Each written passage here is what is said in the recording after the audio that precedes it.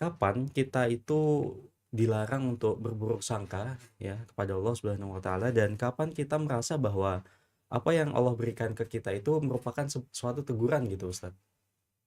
Ya, kalau dibilang kapan kita tidak boleh berburuk sangka ya, ya sepanjang waktu. Karena jelas kita dilarang berburuk sangka pada Allah. Adapun berkaitan dengan kemudian kapan kita boleh merasa ini teguran. Teguran itu apakah suatu kejelekan? Apakah teguran itu kan enggak? Teguran itu suatu kebaikan. Ya, daripada dibiarkan kemudian mati tanpa ditegur, ya kan? Nah, kita berarti dengan kita merasa bahwa ini teguran dari Allah itu suatu bentuk husnudzon kepada Allah, ya. Lain halnya kalau kita prasangkanya bukan ditegur tapi Allah kok zalim. Nah, itu kan prasangka buruk, ya kan? Kalau kita ngerasa ini teguran dari Allah, itu berarti kan prasangka baik. Ya, berarti dia merasa diperhatikan oleh Allah, diberi kesempatan oleh Allah, ya. Prasangka baik. Jadi memang sudah sebaiknya seorang itu ketika mendapatkan sesuatu yang tidak menyenangkan ya dia di antara bentuk prasangka baik kepada Allah ya dia merasa ini teguran dari Allah. Boleh, enggak masalah. Ya, atau mungkin dia ini merasa di bagian dari dosa-dosanya. Ya boleh juga, karena apa? Kalau dia meyakini itu bagian dari akibat dosa-dosanya, maka berarti dia meyakini bahwasanya Allah berkenan untuk menghapuskan dosanya sebelum di akhirat. Kalau dia dihapus dosanya di dunia, kan di akhirat bebannya lebih sedikit. Timbangan amalnya bisa lebih banyak kebaikan daripada keburukannya, ya. Makanya kalau kita bicara soal penghapusan dosa dan sebagainya itu sebenarnya dengan musibah itu sebenarnya sesuatu yang kebaikan dari Allah Subhanahu wa taala. Ya, tentu kita kalau maunya ya Allah itu menghapuskan dosa tanpa musibah ya. Dan Allah mampu untuk itu dan Allah berhak untuk itu dan Allah juga bisa seperti itu menghapuskan dosa tanpa sebab musibah dan sebagainya. Tapi ya secara umum ya kalau kita musibah ya itu berarti tanda bahwa Allah ingin menghapuskan dosa kita atau menegur kita, apapun itu semuanya adalah bentuk husnudzon atau prasangka baik kita kepada Allah Subhanahu wa taala. Wallahu a'lam bishawab. Jazakallah khairan Ustaz atas jawaban yang sudah diberikan tadi. Khairan. Baik, untuk teman-teman para pemirsa Radio Muslim dimanapun Sobat Muslim berada, ataupun para pendengar juga boleh mengirimkan pertanyaannya ke nomor interaktif di nomor 0823 2727 5333. Kami ulang kembali 0823 2727 5333. Dan mungkin ada satu pertanyaan lagi Ustadz, mungkin ini bisa menjadi suatu pertanyaan terakhir sebelum kalau misalnya nanti belum ada yang mengirimkan kembali Ustadz ya. Saat ini sedang ada yang mempertanyakan agama itu ilmiah atau bukan. Sebagai seorang muslim, bagaimana kita meluruskan pandangan ini Ustadz agar kita itu tetap teguh dan tidak terpengaruh dalam penyimpangan? Ya.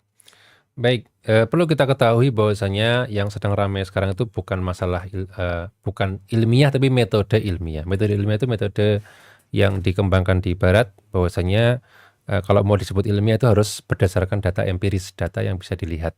Misalnya kita mau membuktikan misalnya membuktikan suatu teori fisika tertentu, ya harus ada percobaannya. Percobaan itu harus bisa didokumentasikan, kemudian bisa dilihat. Nah, itu membuktikan bahwasanya ini tuh ada. Misalnya gravitasi, ada karena apa? Ya karena percobaan apa.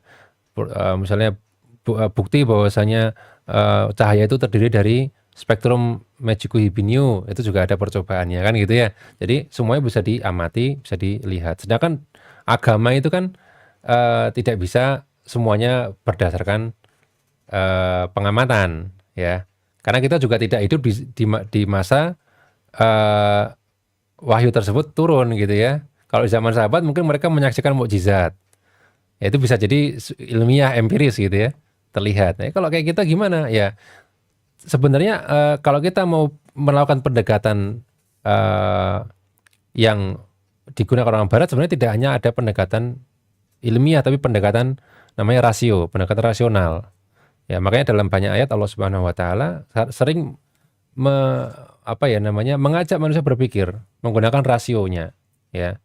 Menggunakan rasionya misalnya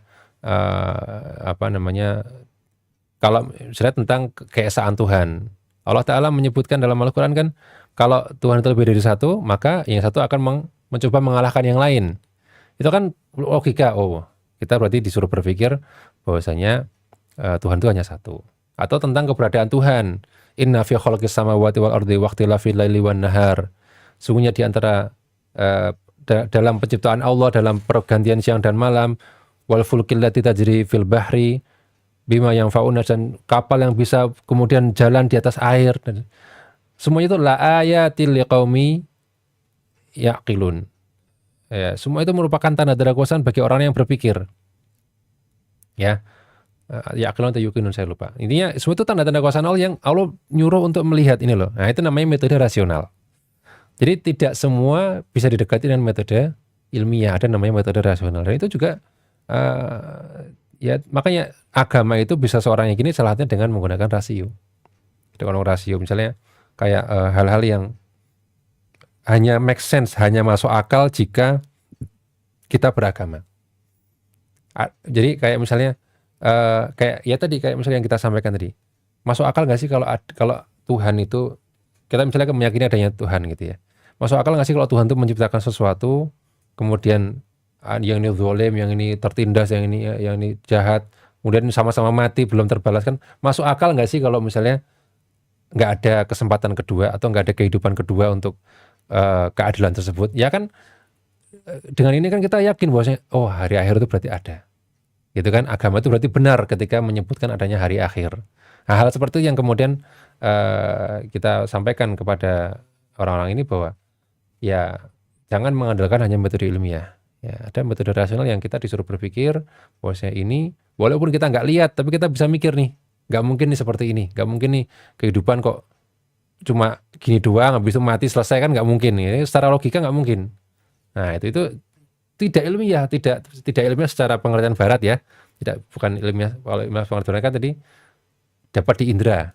Nah, tapi adalah pakai rasio, maka kita tetap bisa meyakini tentang kebenaran agama. Kurang lebih seperti itu. Wallahu a'lam bishawab.